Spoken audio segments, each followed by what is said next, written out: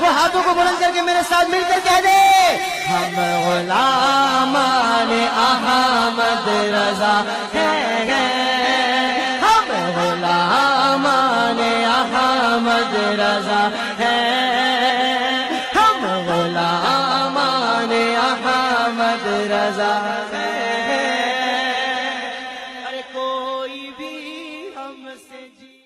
پہلے جب نہ موبائل کا زمانہ تھا، نہ ٹی وی، نہ انٹرنیٹ، نہ کوئی اور ایسی ایجاد جو آج موجود ہے، بلکہ خطوط اور چٹھیوں کا دور تھا، پھر بھی ہزاروں کلومیٹر دور اپنے علم کا فیضان پہنچانے کا سہرا اگر کسی شخصیت کے سر جاتا ہے تو وہ اعلیٰ حضرت امام احمد رضا خان کی مبارک شخصیت نظر آتی ہیں۔ نہ صرف پاک و ہند میں رہنے والوں کو فیضیاب کیا، بلکہ دنیا کے دیگر ممالک کے بسنے والے افراد بھی اس بارگاہ سے اپنی شرعی معاملات کا حل پاتے نظر آتے ہیں۔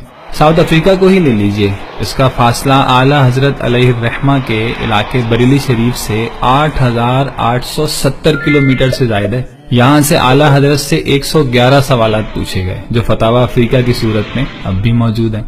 اسی طرح عراق کے شہر بغداد معلی سے بریلی شریف کا فاصلہ 3,375 کلومیٹر ہے۔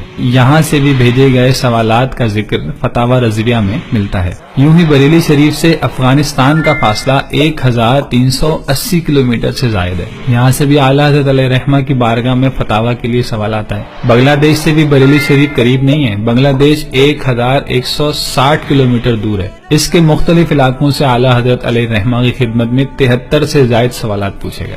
اسی طرح بریلی شریف سے برما کا فاصلہ 1,860 کلومیٹر سے زیادہ ہے۔ اس دور دراز ملک سے بھی اعلیٰ حضرت علیہ الرحمہ کی خدمت میں 5 سوالات بھیجے گئے۔ یوں ہی بریلی شریف سے پاکستان کا فاصلہ تقریباً 930 کلومیٹر سے زیادہ ہے، لیکن امام محمد رضا خان علیہ الرحمۃ الرحمان کے علم کی روشنی سے پاکستان بھی منور ہوا۔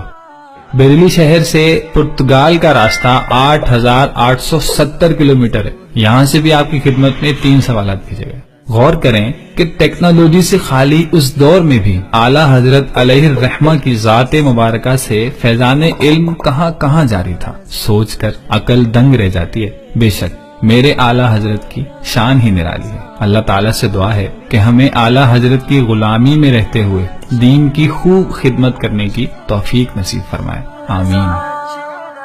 وہ میرے تمہارے ہمارے رضا ہے، وہ میرے تمہارے ہمارے رضا ہے۔